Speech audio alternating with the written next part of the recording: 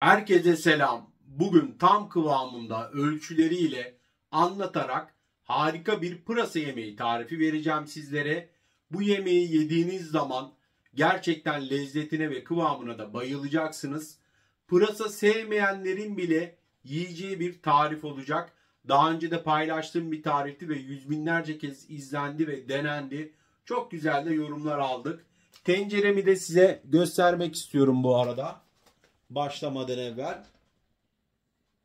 Bakın. Nefis gözüküyor. Hazırsanız hadi başlayalım. Yemeğimizi yapmaya başlıyoruz. 3 diş sarımsağımı ufak ufak doğradım. İsterseniz rendeleyebilirsiniz de. 2 adet de havucumu halka halka doğruyorum. Tencere olarak da geniş bir tencere tercih ediyorum. 30'luk bir tenceredir bu. Ocağımı da yakıyorum. Ben zeytinyağı kullanacağım. Hani sağlık açısından zeytinyağı daha iyi. Ama yoksa ayçiçek yağı da kullanabilirsiniz. 3 diş de sarımsağımı ilave ediyorum. Ama sarımsak sevmiyorsanız daha az da koyabilirsiniz ya da hiç koymaya da bilirsiniz. Bu tamamıyla her yemekte olduğu gibi damak tadınıza bağlı. Sarımsaklarımı şöyle birazcık kavuracağım. Bu arada kullanmış olduğum pırasa da 700 gram kadar kullanıyorum. Güzelce yıkadık ve doğradık. Suyu süzülsün diye öyle süzgece koyduk. Sarımsaklarımız birazcık kavuruyorum. Halka halka doğramış olduğum havuçlarımı da şimdi ilave ediyorum. Havuçlarımı da biraz kavuracağım çünkü. Havuçlarımı da güzelce kavuruyorum.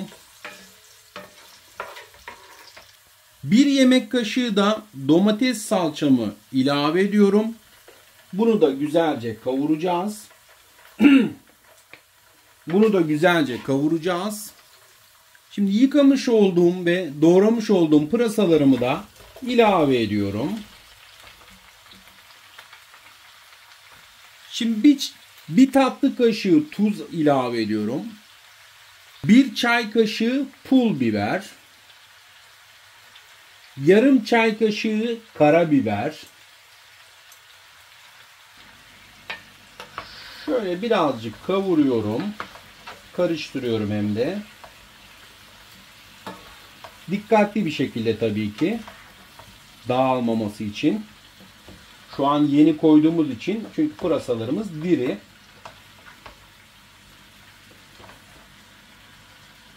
Güzelce bir karıştırıyoruz. Bu yemek pırasayı yemeğini sevmeyenler bile sevecek arkadaşlar. Yani bunu deneyenler, tadanlar, yorum yazanlardan zaten göreceksiniz. Daha önce de yapmış olduğum bir tariftir ve pırasayı sevmeyenler bile gerçekten çok güzel oldu. Biz bile yedik dediler. Bu yüzden sizlerin de seveceğini tahmin ediyorum. Şimdi kapağımı kapatıyorum. Ocağımı da en kısık ateşe aldım. Bir 10 dakika kısık ateşte böyle pişiriyorum.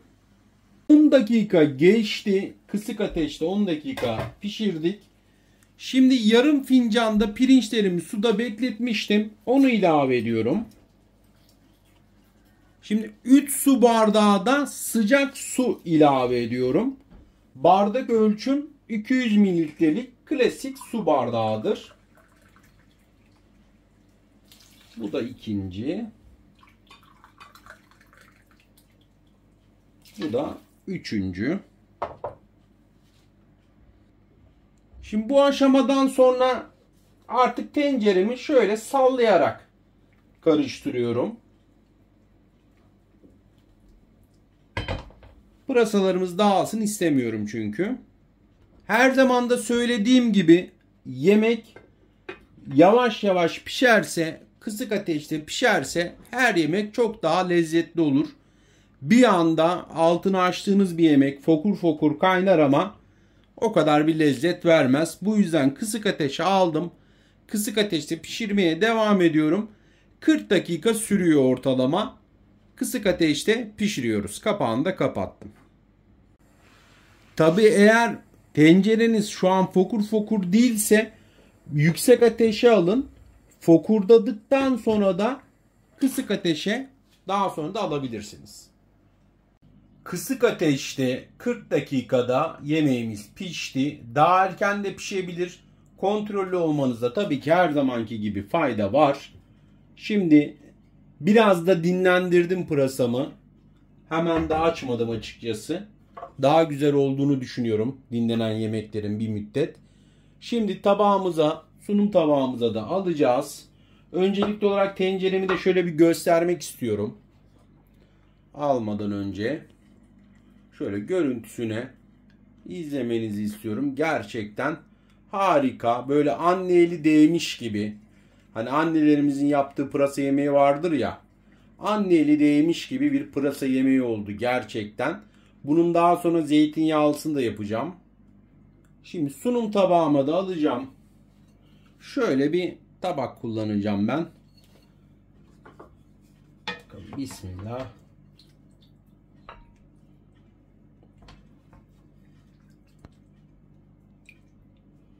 Suyu da gördüğünüz gibi bazen merak edenler olabilir. Hani suyu çok mu geldi, az mı geldi şeklinde. Suyu da gördüğünüz gibi gayet yeterli.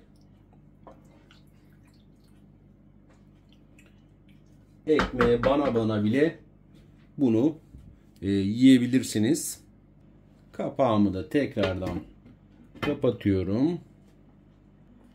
Yemeğimiz de burada. Ben tabii üstüne mutlaka limon sıkıyorum. Bilmiyorum, siz de üzerine limon sıkanlardan mısınız? Mutlaka yorumlara yazın. Yani limon sıktığım zaman pırasa yemeğinin hani damak tadıma çok daha güzel geldiğini düşünüyorum açıkçası. Tabi bu tabakta çok bir miktar, bunu tencereye geri koyup daha az miktar alacağım yemek için. Evet, pırasa yemeğimiz artık hazır. Tam kıvamında, ölçüsünde, çok da lezzetli bir pırasa yemeğidir. Sürekli yaptığım bir tarif.